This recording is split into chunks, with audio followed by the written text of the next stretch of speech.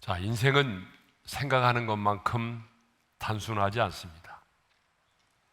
왜냐하면 나 홀로 살아가는 것이 아니라 우리는 이 세상을 살아가면서 여러 사람들과 관계를 맺고 더불어 살아가야 하기 때문에 산다는 게 단순하지 않아요. 참 복잡합니다. 자, 추석 명절에도 보게 되면 친정만 가야 되는 것이 아니에요. 시댁도 가야 합니다. 친정에서 몇 시간을 머무를 것인가? 아니면 시댁은 또 몇 시간을 머물러야 되는가? 이것도 또 계산을 해야 됩니다. 만나는 사람도 내가 만나고 싶은 사람, 내가 원하는 사람만 만나는 것이 아니라 내가 만나고 싶지 않는 사람, 원치 않은 사람도 만나야 되죠. 자, 이런 거 보게 되면 우리 인생은 참 산다는 게 쉽지 않습니다. 특히 믿지 않는 가정에서는 명절 때가 되면 제사의 문제로 얼마나 많은 사람들이 고통을 당하는지 모릅니다. 이렇게 우리 인생이 단순하지 않고 복잡하기 때문에 우리에게는 멘토가 필요하죠. 특별히 하나님의 사람인 우리에게는 우리의 삶 그 자체가 영적인 전쟁이고 또 하나님의 뜻을 분별해야 하고 또 하나님의 뜻을 분별했으면 그 하나님의 말씀을 따라 순종하며 살아야 되기 때문에 우리의 삶에는 영적인 멘토가 필요합니다. 자, 그렇다면 여러분의 인생의 멘토는 누구입니까? 저도 가끔 목사님의 인생의 멘토는 누구십니까? 라고 그런 질문들을 참 많이 받습니다. 목사님의 멘토는 누구세요? 특별히 기자들로부터 그런 질문을 받을 때가 참 많아요. 그런데 안타깝게도 제 목회에 딱히 이분이 저의 목회의 인생의 멘토이십니다 라고 할 만한 분이 계시지를 않아요. 물론 제가 존경하고 따르기를 원했던 그런 분들은 많지요. 목사님 중에도 제가 좀 존경하고 저분을 좀 닮고 싶다, 따르고 싶다 그렇게 생각되어지는 분들이 있어요. 또 우리 장로님들 중에도 정말 저 장로님의 모습은 닮고 싶다, 내가 목사지만 저 삶은 배우고 싶다 그렇게 또 생각되어지는 장로님들도 많지는 않지만 그래도 있습니다. 있어요.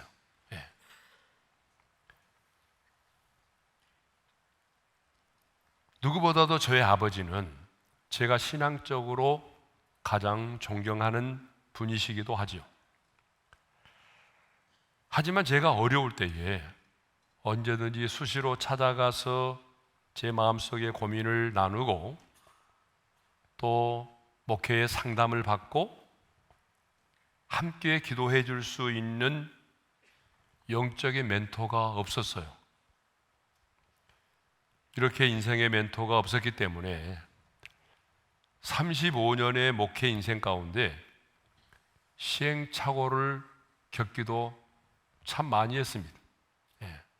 시행착오를 겪을 때가 많았어요.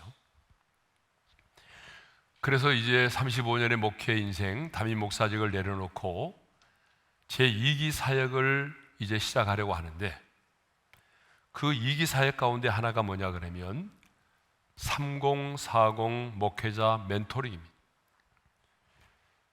여러분, 평신도들만이 아니라 우리 목회자들에게도 누구에게도 말할 수 없는 고민들이 많이 있어요. 여러분, 목회자들의 마음에도 아픔이 있고 상처도 있고 갈등이 있어요. 그렇다고 해서 평신도들에게 얘기를 하게 되면 사탄이 틈을 타게 되고 교회가 더 어려움을 겪게 되는 일들이 많아지거든요. 그러므로 목회자들에게도 영적인 멘토가 필요하고 또 멘토링을 받아야 될 필요가 있는 것입니다. 지난번에 제가 미국에 방문했을 때에 어느 교회 목사님을 만나게 됐어요. 근데 떠나기 전에 그 목사님을 다시 한번 만나고 싶다라고 하는 감동이 저 안에 있었어요. 원래 제가 미국에 갔을 때는 그 교회를 목적으로 간 것은 아니었어요. 컨퍼런스를 하러 갔고 큰 교회에서 집회를 하기로 돼 있었는데 뜻하지 않게 어느 교회에서 설교를 하게 됐고 설교를 끝나고 난 이후에 내가 이곳을 떠나기 전에 이 목사님을 꼭 한번 다시 만나야 되겠다라고 하는 그런 감동이 저한테 있었어요. 그러니까 제가 어디 가면은 그렇게 얘기를 해본 적이 없어요, 지금까지. 근데 정중하게 제가 떠나기 전에 한번 뵀으면 좋겠습니다 라고 얘기를 했는데, 그래서 떠나기 전날 밤 그 목사님 부부가 저의 호텔로 찾아오셨습니다. 그래서 제 아내와 함께 그 목사님 부부를 만나게 됐어요. 그 목사님 부부를 만났을 때에 제가 마음속에 감동이 되는 것들을 얘기를 했어요. 목사님, 목회를 하다 보게 되면 이런 어려움을 당할 때가 있지요. 성도들을 만나는 것도 두렵고 어떻게 해야 될지를 모르겠고 답답하고 힘들고 그럴 때가 얼마나 많아요 라고 제가 얘기를 했거든요. 그런데 사모님이 먼저 우시더라고요. 그리고 이제 덩달아 목사님도 함께 눈물을 흘리셨어요. 그러면서 그렇게 말씀을 하셨어요. 목사님, 어쩌면 제 마음을 다 알고 계세요. 제 심정이 그렇습니다. 제가 지금 그런 상황 가운데 있습니다. 오죽하면 성도들을 만나기가 두려워서 문을 닫고 혼자 점심을 잡수신대요. 성도들을 만나는 것 자체가 너무 두렵대요. 그래서 그 목사님과 참 진지하게 많은 대화를 나눴고요. 또 이후에 또 다시 다른 곳에서 또 만나서 그분과 여러 가지 신앙적인 조언을 하게 되었습니다. 사실 제가 그 지역을 방문할 때는 그 교회가 아니라 다른 교회 집회를 하기 위해서 갔는데 떠나올 때는 하나님이 그 교회가 아니라 이 목사님 부부를 만나게 하려고 나를 이곳에 보내셨구나 라고 하는 확신을 갖게 됐어요. 여러분, 무슨 말인고 하면은 여러분, 우리 목회자들에게도 말할 수 없는 갈등과 고민과 아픔과 상처가 있다라고 하는 거예요. 그러니까 우리 목사님들도 목회자이기 이전에 한 인간이기 때문에 여러분, 멘토링이 필요하다는 얘기입니다. 많은 개척교회 목회자들이 저에게 멘토링을 해달라고 그렇게 강력하게 요청을 하고 있습니다. 그러면 제가 이렇게 묻죠. 아니, 한국교회 목사님들이 너무나 많고 훌륭하신 분들이 이렇게 많은데 왜 하필이면 저한테 이렇게 멘토링을 해달라고 요구합니까? 라고 말하면 이구동성으로 많은 목사님들이 이렇게 말합니다. 물론 한국교회에 훌륭하신 목사님들이 많이 계시지만 그분들은 유학을 갔다 와서 큰 교회의 2대, 3대 목회자가 돼서 개척교회를 하고 있는 자신들의 심정을 모른다는 얘기예요. 저처럼 유학도 안 가고 그냥 맨 땅에 헤딩하는 것처럼 재수생 2명 넣고 교회 개척해서 여기까지 왔기 때문에 20명의 우리 성도들이 20명이었을 때, 30명이었을 때, 우리 교회가 200명이었을 때에 겪고 있는 갈등과 어려움에 대해서 다른 사람은 몰라도 목사님은 충분히 공감하고 이해해 줄 수 있기 때문에 꼭 저에게 멘토링을 해달라고 요구를 하는 거예요. 뭐 생각해 보면 정말 맞는 말 같기도 합니다. 왜냐하면 저는 정말 2명의 우리 재수생들과 함께 교회를 개척했기 때문에 그 개척교회 목회자의 심정을 누구보다도 잘 알고 있습니다. 예? 저의 선배 목사님이 저한테 이런 얘기를 해줬어요. 제가 개척을 하려고 할 때에 개척교회가 얼마나 어려우냐. 본인은 새벽기도 할 때마다, 저도 새벽기도 할 때 한 명의 교인도 없었다고 그랬잖아요. 제 안에 한 사람 놓고 설교를 했는데 아이들이 울고 그러면 울음소리와 함께 사라져버리고, 그러면 저는 이제 벽을 보고 설교를 하고 그런 적이 참 많았는데, 그러니까 개척교회 심정을 알죠. 근데 그 선배 목사님이 이런 얘기를 하시더라고요. 새벽에 아무도 안 오니까 이렇게 기도를 했대요. 하나님, 쥐새끼 한 마리라도 문 열고 들어오게 해주세요. 여러분, 그게 개척교회 목회자의 마음입니다. 쥐새끼 한 마리라도 문이 딱 열리면서 들어오게 해달라는. 근데 한 번은 진짜 설교를 하는데 쥐새끼가 들어오더래요. 그래서 본인이 할렐루야 그랬다고 그러잖아요. 여러분, 성도도 아닌 쥐새끼가 한 마리 들어와도 할렐루야라고 말할 만큼 그게 개척교회 목회자의 심정입니다. 예. 저는 개척교회 목회자들의 심정을 그래서 알아요. 그들의 배고픔이 무엇인지, 겪고 있는 갈등이 무엇인지 다는 모르지만 어느 정도는 알 수 있을 것 같아요. 예. 그래서 저의 이기사역이 3040 우리 젊은 목사님들 멘토링을 하고자 합니다. 그분들과 함께 밤을 새우면서 이야기도 나누고 공감도 하고 때로는 위로도 해드리고 때로는 함께 기도하고 때로는 말씀으로 조언하고, 이러면서 제 이기사역을 하려고 합니다.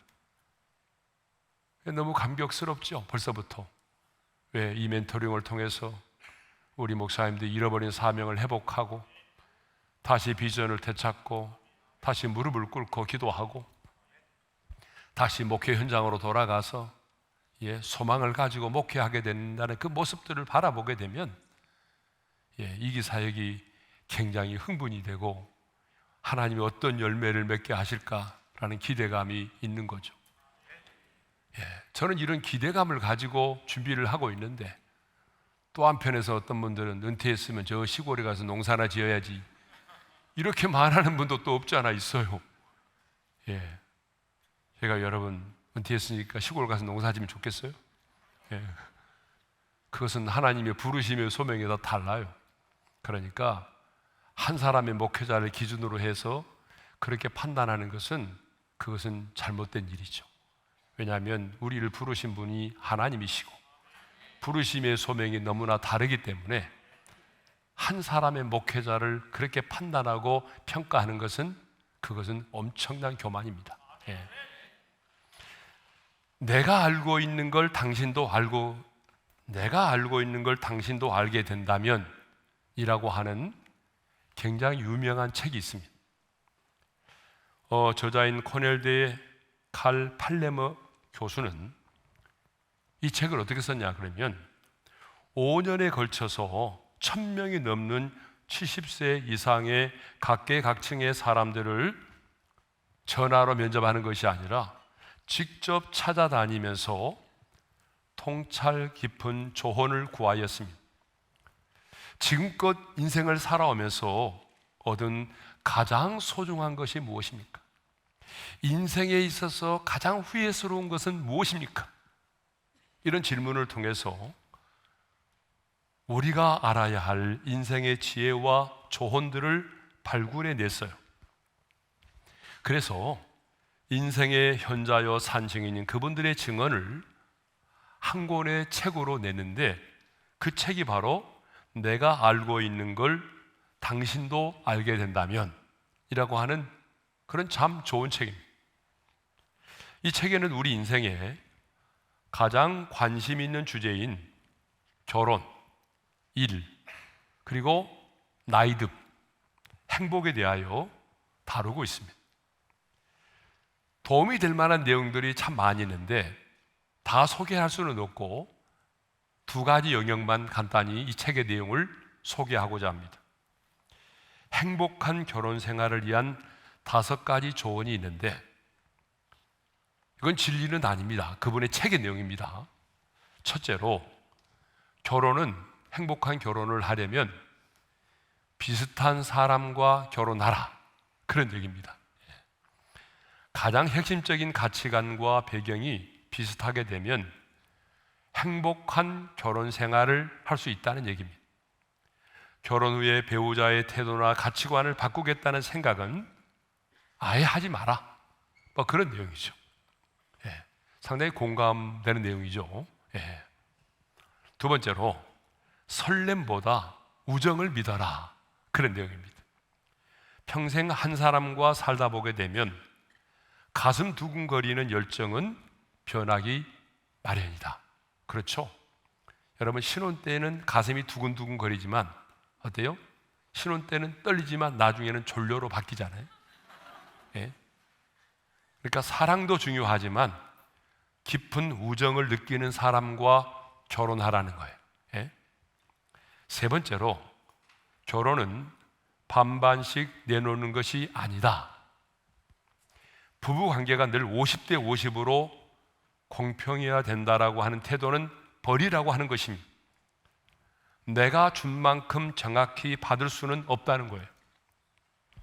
내가 당신에게 50을 줬으니까 당신도 나에게 50을 줘야 돼, 이런 관계는 아니라는 거죠. 그렇죠, 여러분? 근데 우리는 내가 50을 주면 반드시 50을 받아내야 되겠다는 거 아니겠어요? 근데 부부 관계는 그런 관계가 아니라는 거죠.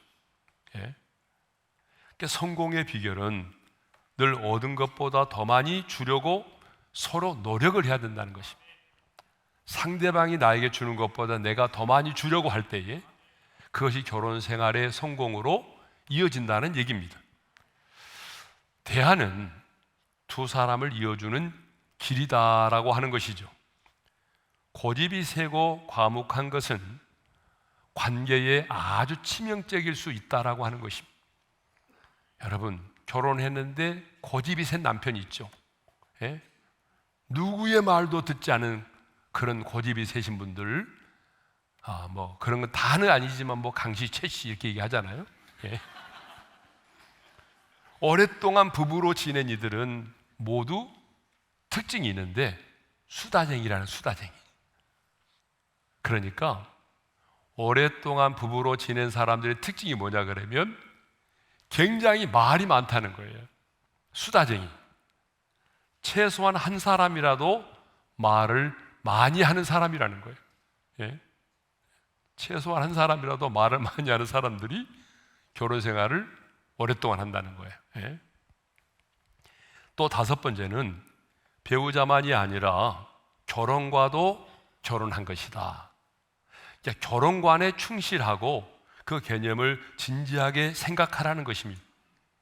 당장 필요한 것보다는 결혼이라고 하는 것이 얼마나 더 중요한 것인가를 성찰해야 된다는 거예요.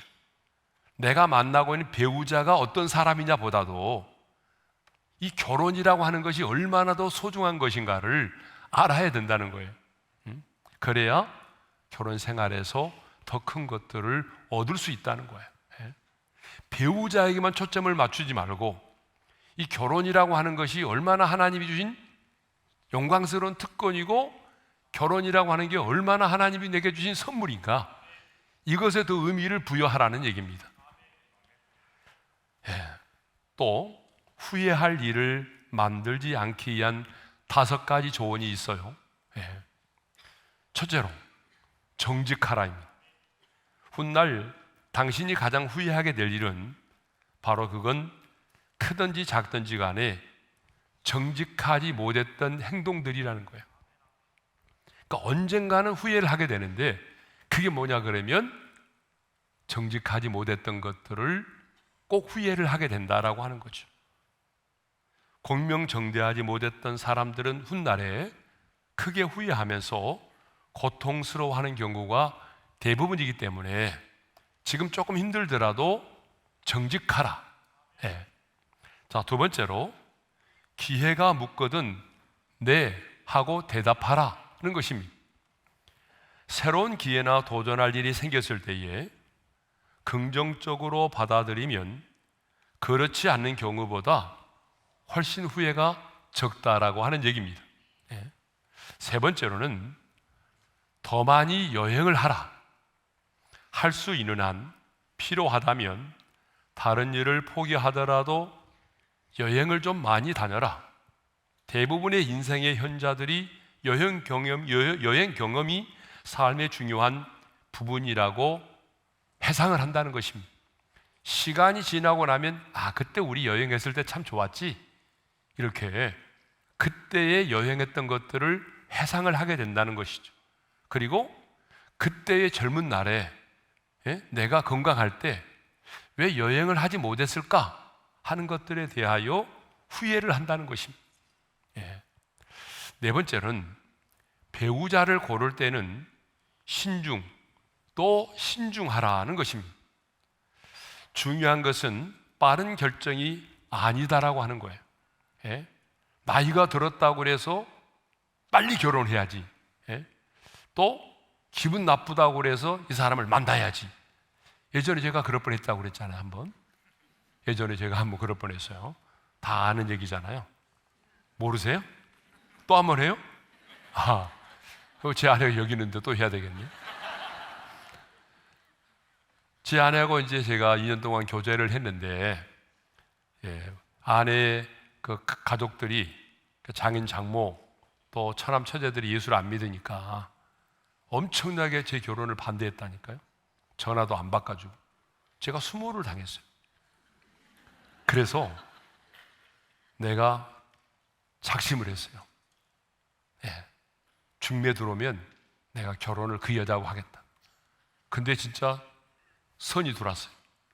근데 내가 그때 마음을 다짐을 하고 나갔어요.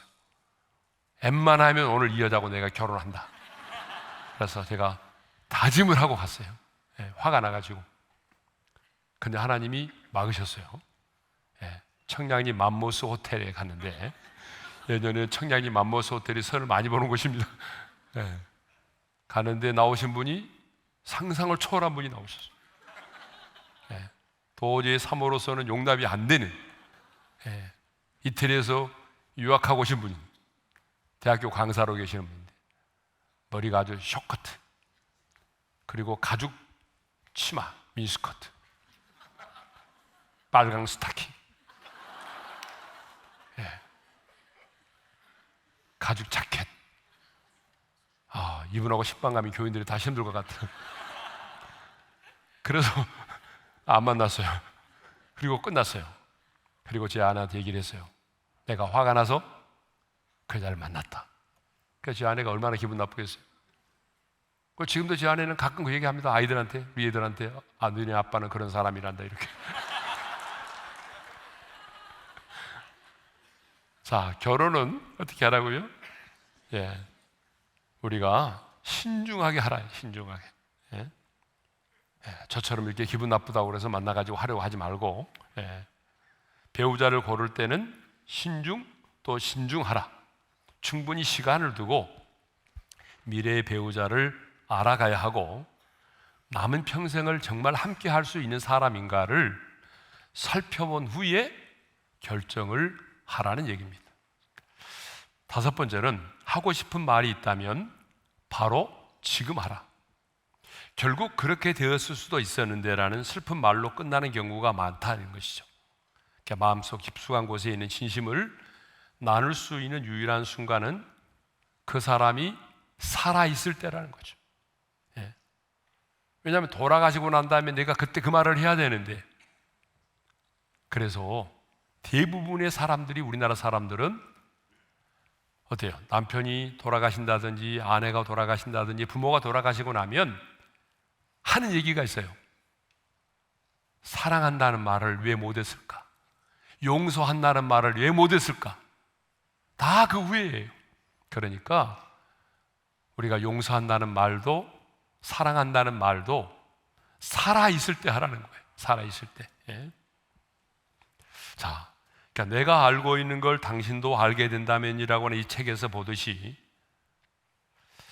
앞서 이 세상을 살았던 사람들의 지식과 경험이 오늘 이 시대를 살아가는 우리들에게 얼마나 많은 도움이 되는지 모릅니다. 그러므로 이 시대를 살아가는 우리들에게는요, 멘토가 필요합니다. 그리고 우리는 멘토링을 받아야 될 필요가 있어요. 그래서 오늘은 특별히 형통과 번영의 삶을 살았던 이 우시야 왕에 대하여 생각을 하면서 우시야 왕의 이런 형통과 번영은 하나님의 특별한 도우심이기도 하지만 또 한편으로 보게 되면 하나님께서 그의 인생에 두 사람의 멘토를 허락해 주셨기 때문이라는 것입니다. 그래서 우시야 왕이 이런 형통과 번영의 축복을 누렸다라고 하는 거예요. 그래서 하나님이 형통케 하셨고 하나님이 도우셨다라고 하는 말씀은 이제 이 다음에 우리가 또 생각을 해보기로 하고, 오늘은 그 우시야 왕의 이런 형통과 번영은 하나님의 특별한 도움이기도 하지만 또 하나님께서 그의 인생에 두 사람의 멘토를 허락해 주셨기 때문이다 라고 하는 부분들을 생각해 보도록 하겠습니다. 자, 그럼 먼저 우시야 왕이 누구인지에 대해서 생각을 해보도록 하겠습니다. 역대하 26장은 유다 왕 우시야에 대하여 다루고 있습니다. 자, 1절의 말씀을 읽겠습니다. 다 같이요. 유다 온 백성이 나이가 16세 된 우시야를 세워 그의 아버지 아마샤를 대신하여 왕으로 삼으니, 이 우시야라고 하는 이름의 뜻이 뭐냐 그러면 여호와는 나의 힘이시다. 굉장히 좋은 이름이죠. 여호와는 나의 힘이시다라고 하는 그런 뜻입니다. 근데 이 우시야는요 16살의 어린 나이에 아버지 아마샤를 대신하여 유다의 10대 왕이 되었습니다. 우시야의 왕은요 파란만장한 이 정치적인 혼란 속에서 16살의 나이에 왕이 되었어요. 그의 할아버지가 누구냐면 요아스입니다. 그 요아스 왕은 전쟁에서 부상을 입고 왕궁으로 돌아왔는데 부하들에게 죽임을 당했어요. 할아버지가. 그의 아버지 아마샤는 자기 부하들이 반란을 일으켜서 라기스로 피신해 갔지만 거기서 반역자들이 쫓아와서 또 아버지를 죽였어요. 그러니까 할아버지 요아스도 반역자들에 의해서 죽임을 당했고, 아버지도 어때요? 아버지 아마샤 왕도 자기 부하들의 반란에 의해서, 그 반란자들에 의해서 죽임을 당한 거예요. 그러니까 수도 예루살렘은 또 전쟁으로 패배로 인해서 굉장히 유린되었고, 나라는 아마샤의 우상 정책으로 인해서 굉장히 영적인 혼란이 가중되고 있었습니다. 아버지가 그렇게 돌아가셨고 전쟁의 패배로 인해서 예루살렘 성은 굉장히 유린되었고, 또 아버지 아마샤의 우상 정책으로 인해서 백성들에게는 영적인 혼란이 가중되고 있었습니다. 또 신하들의 이 반역으로 인해서 막 국가의 기강이 흔들리고 있었습니다. 이런 심각한 위기 상황 속에서 우시야가 16살의 나이에 왕이 된 거예요. 자, 우시야 왕은 예루살렘에서 왕이 돼서 무려 52년을 다스렸습니다. 자, 3절의 말씀을 읽겠습니다. 다 같이요. 우시야가 왕위에 오를 때에 나이가 16세라 예루살렘에서 52년간 다스리니라. 그의 어머니의 이름은 여골리아요 예루살렘 사람이더라. 여러분, 유다의 왕으로서 52년간을 통치했어요. 유다의 왕들 중에서 가장 오랜 시간 통치한 사람이 누구냐? 바로 우시야 왕. 어린 나이에 왕이 돼서 많은 사람들이 염려도 하고 걱정도 했지만, 그런데 이 우시야 왕이 52년 동안 다스리는 동안에 정말 많은 업적을 남겼습니다. 대단한 업적을 남겼어요. 자, 그는 먼저 왕이 되자마자 엘롯을 건축을 했어요. 2절의 말씀을 읽겠습니다. 다 같이요. 아마시아 왕이 그의 열조들의 묘실에 누운 후에 우시아가 엘롯을 건축하여 유다에 돌렸더라. 이 엘롯은요, 홍해의 아카바만 북쪽에 있는 항구 도시를 말합니다. 그러니까 솔로몬과 여호사밧이 해상 활동의 본고지로 삼았던 아주 중요한 곳입니다. 그러니까 해상의 무역이 이루어지는 곳이에요. 그런데 이 중요한 곳을 에돔 사람들이 장악을 했어요. 그런데 우시아가 다시 에돔 사람들을 물리치고 그 해상 무역의 중심이 되는 엘롯을 차지하고 건축을 했다는 말입니다. 그래서 다시 국제 해상 무역의 중심지가 되게 만들었다, 라고 하는 것이죠. 두 번째로는 영토를 확장했습니다. 자, 6절과 7절의 말씀을 읽겠어요. 다 같이요. 우시아가 나가서 블레셋 사람들과 싸우고 가드 성벽과 야분의 성벽과 아스돗 성벽을 헐고 아스돗 땅과 블레셋 사람들 가운데 성읍들을 건축하며 하나님이 그를 도우사 블레셋 사람들과 구르바알에 거주하는 아라비아 사람들과 마온 사람들을 치게 하신지라. 자, 먼저 우시아는요, 어때요? 국방에 힘을 쏟았습니다. 그래서 오랜 대적인 남서쪽에 블레셋을 쳐서 굴복을 시켰어요. 거기 보니까 성벽을 헐었다는 말이 있어요. 이 성벽을 헐었다라고 하는 말이 무슨 말이냐면 그 성을 완전히 점령했다, 그런 의미예요. 그러니까 점령한 성읍들 중에 가드와 아스돗, 이것은 블레셋의 5대 도시에 속한 성읍들이죠. 우시아는 점령한 성읍들을 파괴된 상태로 놔두지 않고 그곳에 새로운 성읍들을 건축을 했다는 것입니다. 자, 세 번째로는 그렇게 되다 보니까 조공을 받게 되고 명성이 알려졌어요. 8절의 말씀을 읽겠습니다. 다 같이요.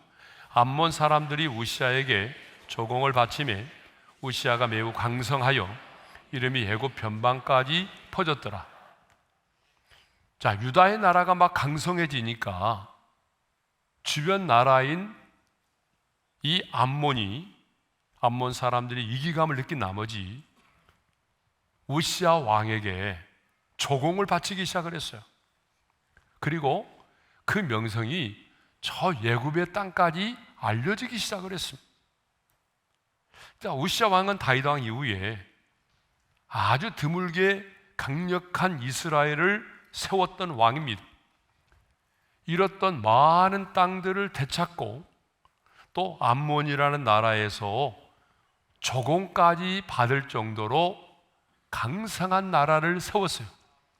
그리고 그의 명성도 저 애굽이라는 나라에까지 알려질 정도로 그의 명성이 알려졌습니다.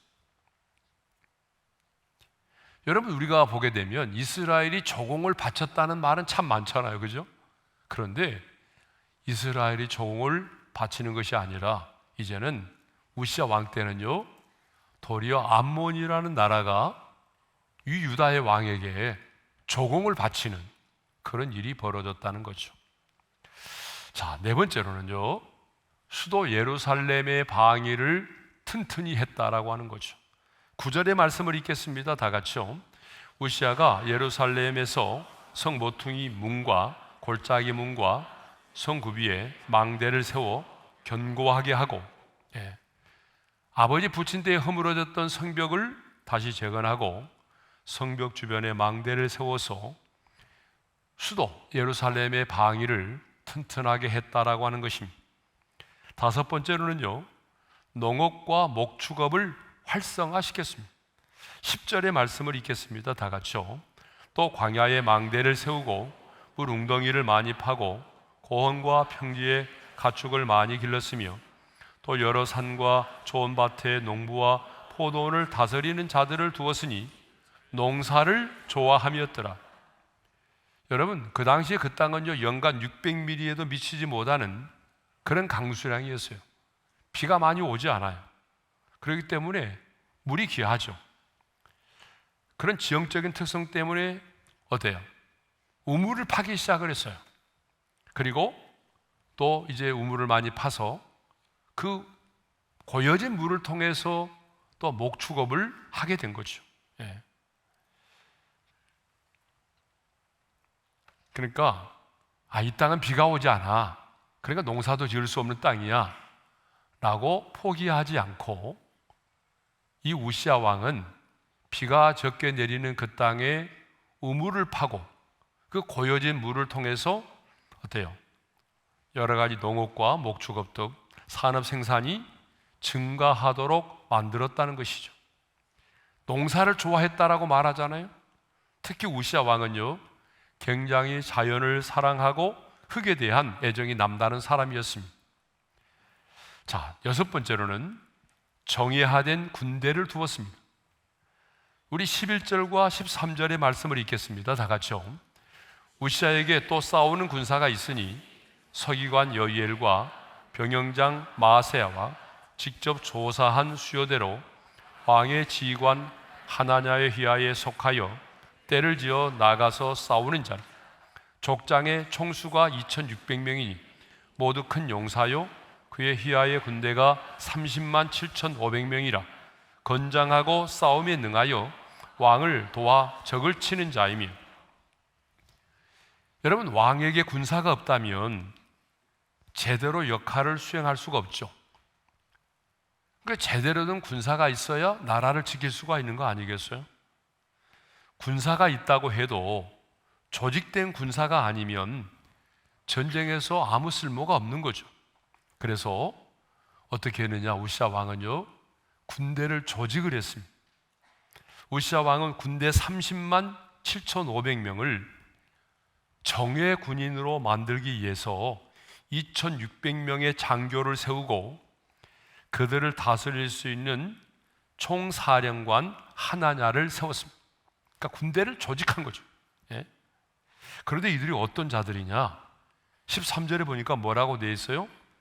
자, 그들은 건장하고 싸움에 능하여 왕을 도와 적을 치는 자다라고 말하고 있습니다.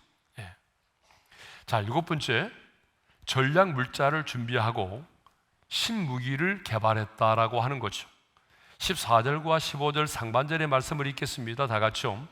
우시야가 그의 온 군대를 위하여 방패와 창과 투구와 갑옷과 활과 울맷돌을 준비하고 또 예루살렘에서 재주 있는 사람들에게 무기를 고안하게 하여 망대와 성곽 위에 두어 화살과 큰 돌을 쏘고 던지게 하였으니.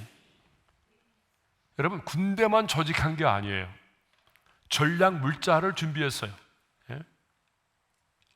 여러분, 싸우려고 하게 되면 전략 물자가 필요하잖아요. 그래서 군대를 위해서 방패와 창과 투구와 갑옷과 활과 물맷돌을 준비하게 했습니다. 또 예루살렘에 신무기 병기 공장을 세우고 또 유명한 발명가들을 모아서 신무기를 개발해서 성의 망대와 성곽에서 적을 공격하고 또 적이 공격해 올 때에 방어할 수 있는 신무기들을 제작을 해서 설치했다는 것입니다. 신형 무기 투석기를 제작을 한 거죠. 예. 뭐 신형 무기라고 해서 뭐 원자탄이 아니잖아요. 그 당시에는. 예. 자, 이런 우시야 왕의 형통과 번영에 대해서 성경은 이렇게 말하죠. 하나님이 형통하게 하셨다. 예? 자, 우리 5절 하반절의 말씀을 읽겠어요. 그가 여호와를 찾을 동안에는 하나님이 형통하게 하셨다. 그러니까 우시야 왕이 이렇게 전쟁을 통해서 승리하고 엘롯을 건축하고, 해상의 무역 기지를 만들고 군대를 조직하고 조공도 받게 되고 신무기를 개발하게 되고 예루살렘을 방위를 튼튼하게 하고 그의 명성이 저 다른 나라에까지, 애굽에까지 그 명성이 알려지게 된 것은 하나님이 그를 형통하게 하셨기 때문이라는 것입니다. 그러니까 원인이 뭐예요? 하나님이세요. 하나님이 하셨다는 거죠. 또 우시야 왕이 계속되는 전쟁에서 승리할 수 있었던 것 역시 하나님이 도우셨기 때문이라고 분명히 말씀하고 있어요. 자, 우리 7절의 말씀도 읽겠습니다. 하나님이 그를 도우사 블레셋 사람들과 구르바알에 거주하는 아라비아 사람들과 마온 사람들을 치게 하신지라. 하나님이 우시야 왕을 도우셨다라고 말하죠. 하나님이 그를 도우셨기 때문에 이런 계속되는 전쟁에서 승리할 수 있었다라고 하는 것입니다. 그러니까 우시야의 이런 번영과 형통은 하나님이 그를 형통케 하셨고 하나님이 그를 도와주셨기 때문에 가능한 줄로 믿습니다. 그런데 우시야가 이렇게 승리하고 형통하게 된 것은 또한 하나님이 그를 위하여 준비시켜둔 두 사람의 멘토가 있었기 때문이라는 거예요. 그러면 이 두 사람의 멘토가 누구냐? 사실 우시야는요, 어린 시절 아버지 아마샤의 그 말년에 비참한 리더십 밖에는 보고 자란 것이 없어요. 여러분, 우리가 잠깐 언급했지만 아버지 아마샤의 말년은 굉장히 비참했습니다. 그의 말년에 예동과의 전쟁에서 승리하고 돌아올 때에 그 예동과의 전쟁에서 승리하고 돌아왔다면 마땅히 하나님께 영광을 돌려야 되는데 하나님께 영광을 돌리기보다는 그 세일 자손의 신들을 가지고 와서 자기의 신으로 세우고 그것들 앞에서 경배하고 분향을 했다는 것입니다. 이게 하나님 앞에 얼마나 가증스러운 일입니까? 하나님께서 싸워 이기게 하셨는데 그 땅의 신들을 가지고 와서 자기의 신으로 삼고 그리고 그 신상 앞에서 절하고 분향을 했어요. 우상을 숭배한 것입니다. 이에 여호와 하나님이 노하셔서 선지자를 보내가지고 예돔의 신이 그의 백성들도 왕의 손에서 구원하지 못하였거늘 어찌하여 그 신들에게 구하느냐라고 하나님이 선지자를 통하여 질책을 했어요. 그러면 여러분, 질책을 받으면 그 왕이 깨닫고 내가 잘못했습니다 라고 해야 되는데 왕은 선지자의 말이 끝나지도 않았는데 누가 너를 왕의 모사로 삼았느냐고 하면서 그 말을 그치라고 그렇게 다그쳤습니다. 이때 여호와 하나님은 경고를 듣지 아니한 아마샤를 멸하기로 결정하셨습니다. 이후 아마샤는 북이스라엘과 전쟁에서 패하였고 예루살렘으로 돌아오게 되었는데 반역한 무리들에 의해서 도망가다가 라기스에서 죽음을 맛보고 말았습니다. 이렇게 아버지의 말년의 비참한 모습밖에는 보고 자란 것이 없는데 어떻게 이렇게 우시야는 탁월한 리더가 될 수 있었느냐라고 하는 거예요. 그 비결은 바로 멘토가 있었기 때문에. 하나님께서는 아버지 대신에 두 명의 멘토를 우시야 왕에게 붙여주셨어요. 그 첫 번째 멘토가 누구냐? 바로 어머니 여골랴입니다. 하나님이 붙여주신 첫 번째 멘토가 누구라고요? 어머니 여골랴. 여골리아. 잘못하면 골 때리는 여자 이렇게 말하면 안 됩니다. 그냥 여골리아. 그의 어머니의 이름은, 자 3절에 보니까 이렇게 돼 있어요. 다 같이요. 그의 어머니의 이름은 여골리아요 예루살렘 사람이더라.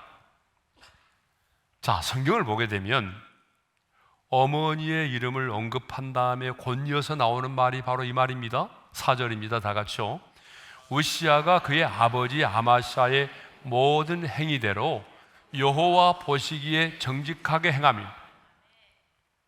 여러분, 우리는 방금 전에 지금 우시아의 아버지의 인생의 말년이 얼마나 비참했는가를 살펴보았어요.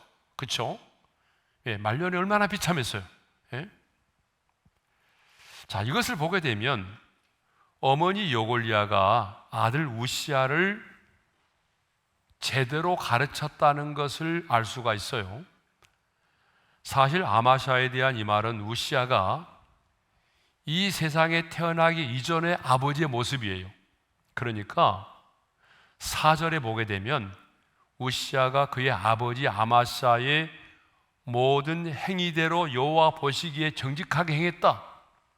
이것은 말년의 모습이 아닙니다. 엄밀하게 말하면 우시아가 태어나기 이전의 모습이에요.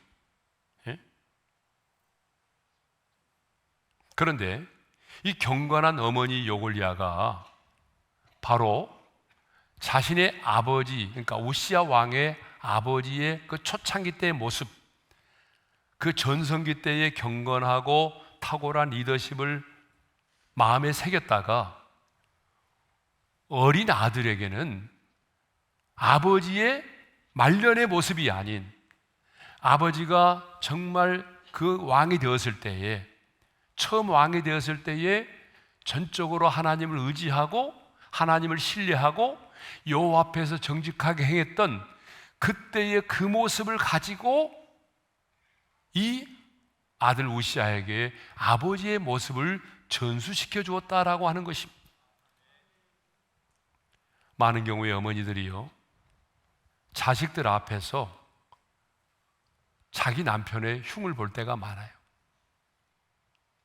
니네 아버지는 그런 사람이란다, 이렇게. 여러분, 많은 경우에 아내들이요, 자기 그 자식의 아버지의 모습에 대해서 막 단점을 지적하고 흉을 보고 공격적으로 할 때가 있어요. 근데 여러분, 그것은 자녀 교육에 전혀 도움이 되지 않습니다. 어쩌면 자녀에게 독을 먹이는 거예요, 독을. 여골리아도 말년에 교만하고 타락한 남편 아마샤에 대해서 너무나 잘 알고 있잖아요. 남편의 마지막 모습이 아름답지 못했잖아요. 교만했잖아요. 선지자의 말을 듣지도 않았잖아요. 그래서 비참하게 죽었잖아요. 다 알고 있어요. 그렇지만 이 어머니 여골리아는 정직했던 아버지가 그 왕이 되었을 때 얼마나 하나님 앞에서 정직하고 또 하나님을 의지하고 경건했던 그 모습, 그 리더십만을 자녀에게 가르쳤다는 얘기입니다. 그래서 우시아가 그토록 나라가 힘든 시절에도 아버지가 없음에도 불구하고 훌륭한 왕이 될 수 있었다라고 하는 것입니다. 그러니까 하나님께서 그의 아버지 대신에 훌륭한 영적인 멘토인 어머니 여골리아를 우시아 왕에게 붙여주셨기 때문이라는 것입니다. 자, 성경을 보게 되면 왕의 어머니들의 이름이 참 많이 나오죠. 왕들이 나올 때마다 그의 어머니는 누구이고 이런 말이 참 많이 나와요. 자, 역대하 24장 1절과 2절의 말씀을 한번 읽어볼까요? 다 같이요. 요아스가 왕위에 오를 때에 나이가 7세라. 예루살렘에서 40년 동안 다스리니라. 그의 어머니의 이름은 시비아요 부엘세바 사람이더라. 제사장 여호야다가 세상에 사는 모든 날에 요아스가 여호와 보시기에 정직하게 행하였으며, 그 요아스의 왕을 이야기하면서 그의 어머니의 이름을 말하죠. 그래서 요아스가 여호와 보시기에 정직하게 행하였다라고 말하죠. 그러니까 요아스 왕이 여호와 보시기에 정직하게 행하였던 것은 바로 어머니 시바와 제사장 여호야다로부터 선한 영향을 받았기 때문이라고 성경은 말하고 있어요. 이렇게 어머니로부터 선한 영향을 받아서 여호와 보시기에 정직한 왕도 있고, 또 성경에 보게 되면 반대로 어머니가 너무 악해서 악한 왕이 된 자식도 있어요. 자, 대표적으로 역대하 22장 2절과 3절의 말씀도 있겠습니다. 다 같이요. 아하시아가 왕이 될 때에 나이가 42세라 예루살렘에서 1년 동안 다스리니라. 그의 어머니의 이름은 아달라요 오므리의 손녀더라. 아하시아도 아합의 집 길로 행하였으니 이는 그의 어머니가 깨어 악을 행하게 하였음이요. 따라서 합시다. 그의 어머니가 깨어 악을 행하게 하였음이라. 그러니까 아하시아 왕의 어머니는 이세벨의 딸이었어요. 그녀도 자신의 어머니의 행위를 본받아서 우상을 섬겼고 악한 일들을 행했습니다. 그러니까 악한 어머니로 인해서 자녀가 어떻게 됐어요? 우상을 섬기고 악한 일들을 하게 되었다라고 하는 거예요. 그러니까 어머니로 인해서 어때요? 그 자식이 악한 영향을 받게 되고 우상을 숭배하게 되었다라고 하는 것입니다. 신구약 성경을 볼 때에, 그리고 오늘날 우리가 살아가면서 생각하게 되는 것은 어머니의 역할이 너무나 중요하다라고 하는 것입니다. 여러분, 한나를 보십시오. 하나님께 간절히 기도하여 사무엘을 낳았고 그를 하나님께 드렸습니다. 당시는 영적으로 어두운 시대였는데 그런 시대임에도 불구하고 한나는 아이가 젖을 떼자마자 아들을 하나님께 드려서 성전에서 봉사하게 했습니다. 그는 이스라엘 백성의 사사가 돼서 하나님의 백성들을 가르치고 그들을 하나님께 인도하는 큰 일을 하게 되었죠. 그가 이스라엘 백성들에게, 여기서 그는 사무엘을 말하죠. 내가 너희를 위해 기도를 쉬는 죄를 범하지 않겠다라고 말할 정도로 사무엘이 기도의 삶을 살았던 것은 기도하는 한나 어머니의 영향을 받았기 때문이라는 거예요. 기도하는 어머니의 영향을 받았기 때문에 사무엘은 기도의 사람이 되었고 기도를 쉬는 죄를 범하지 않겠노라고 다짐할 정도의 사람이었습니다. 위대한 신앙인 어거스틴의 경우에도 젊을 때 방탕한 생활을 했지만 어머니가 눈물로 기도했을 때에 그의 어머니의 기도 때문에 그 탕자가 돌아와서 성 어거스틴이 되지 않았습니까? 여러분, 부모는 자녀의 영적인 멘토가 되어야 합니다. 부모는 당연히 내 자녀의 영적인 멘토가 되어야 합니다. 그러려면 여러분, 영적인 멘토가 되려면요, 부모가 어떻게 해야 될까요? 주님을 더 사랑할 수 있어야 됩니다. 내가 주님을 사랑하면서 내 자녀들에게도 주님을 사랑하라고 말할 수 있는 거 아니겠어요? 내가 정말 하나님이 찾으시는 그 예배자가 되어야 내 자녀들에게도 예배가 얼마나 소중한 것인가를 멘토링 할 수 있는 거 아니겠어요? 예? 부모가 무릎으로 승부하는 자가 되어야 자녀들에게도 무릎으로 승부하는 자가 되라고 멘토링을 할 수 있는 거 아니겠습니까? 예? 부모인 내가 하나님을 경외해야 내 자녀들에게도 하나님을 경외하라고 그렇게 멘토링을 할 수 있는 거 아니겠어요? 그래서 여러분, 부모는요, 내 자녀의 인생의 멘토가 되어야 돼요. 그러니까 멘토링을 해줄 수 있어야 돼. 자, 우리 교회 성도님들 중에 참 목사인 제가 나보다도 좀 멋지고 이렇게 하나님 보시기에 아름다운 신앙생활을 하는 분들이 있구나 라고 말할 수 있는 분들이 너무나 많이 계세요. 예? 제 목사인 제가 그분들을 따라갈 수 없을 정도로 그렇게 복음을 위해서 살고 또 그렇게 하나님을 예배하고 그런 분들이 있어요. 예? 저는 너무 감사한 거예요.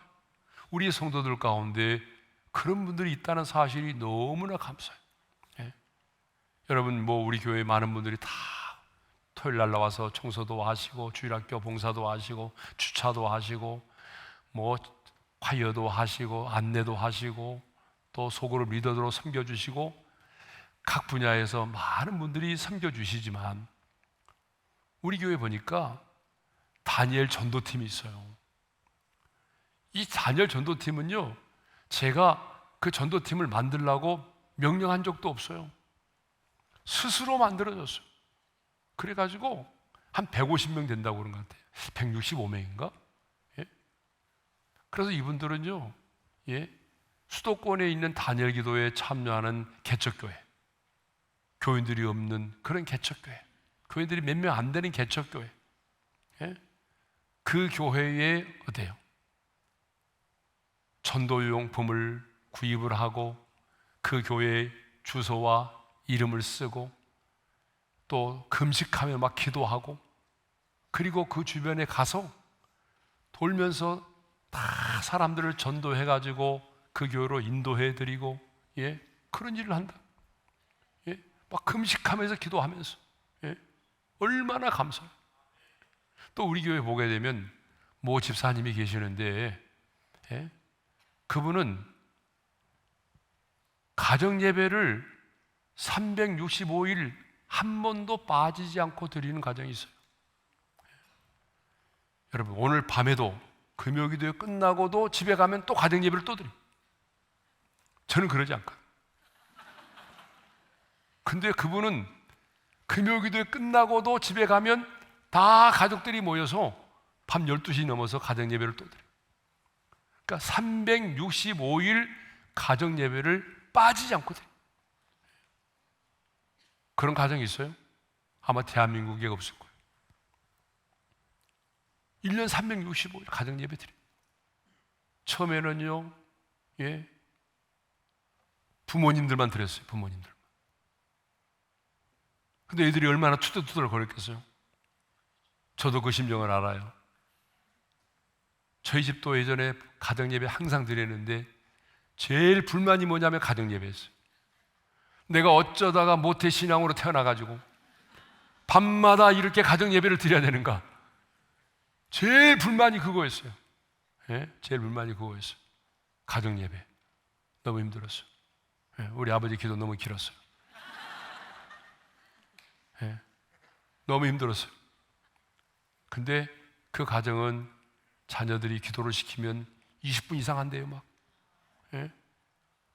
처음에는 자녀들이 힘들어했는데 지금은 자녀들이 다 앞장서서 가정 예배를 365일 드린대요.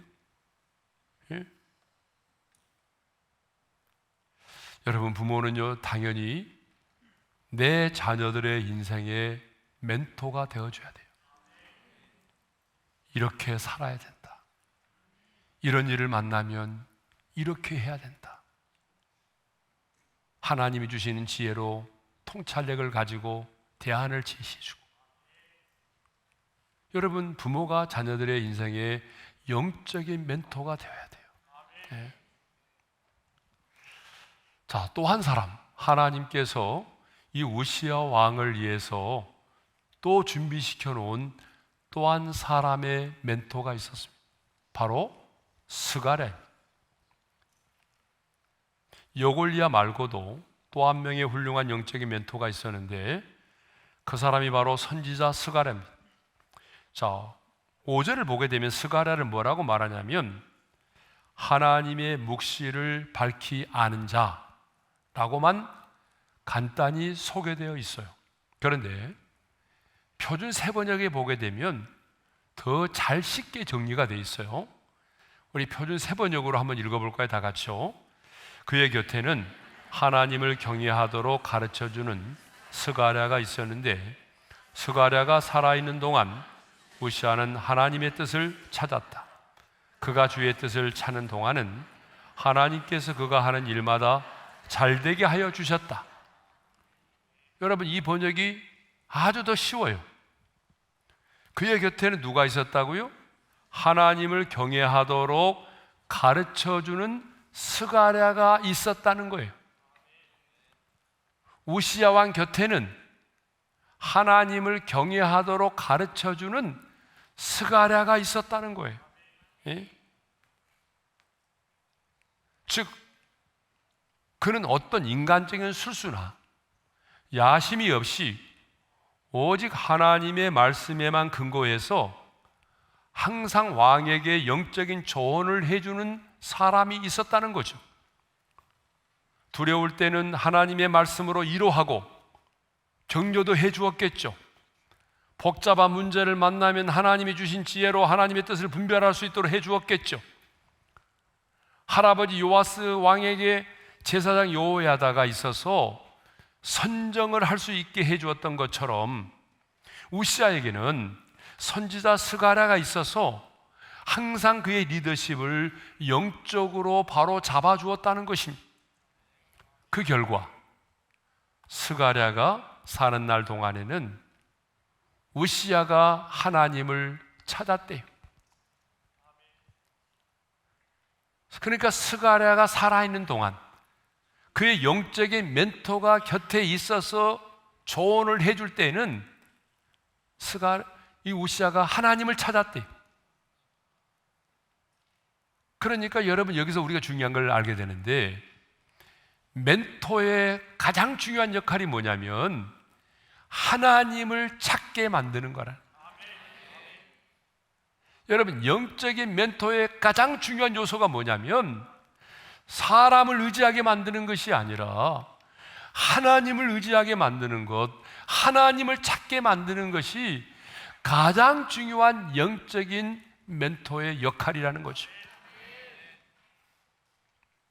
그래서 우시아 왕은 스가랴가 사는 날 동안에는 하나님을 찾았고, 그가 여호와를 찾는 동안에는 하나님이 이 우시아 왕을 형통하게 하셨다는 것입니다.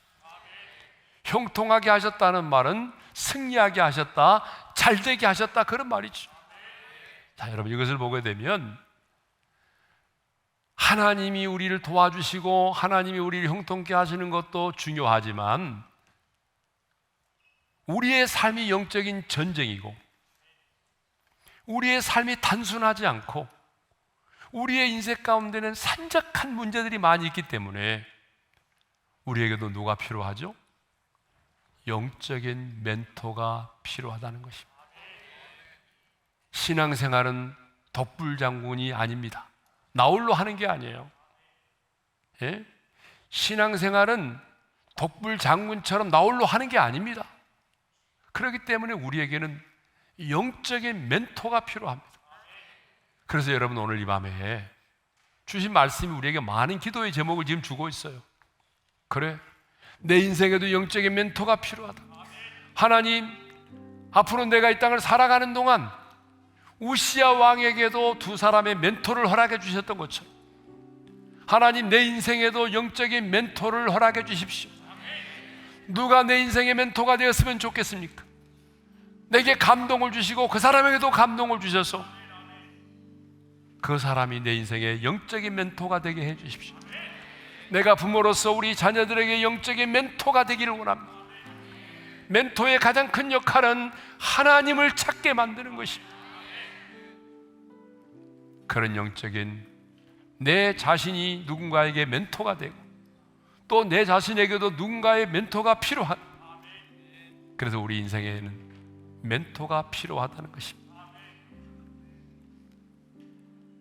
그래서 오늘 이 밤에 이 말씀을 우리가 마음에 새기면서 하나님, 제 인생에도 멘토를 허락해 주십시오. 아니 내 자신이 누군가에게 영적인 멘토가 되게 도와주십시오. 특별히 내 자녀에게 내가 아비로서, 어머니로서 영적인 멘토가 되게 해주십시오. 여러분, 이 기도를 하나님이 주신 기도의 제목으로 알고 간절히 기도할 수 있기를 바랍니다.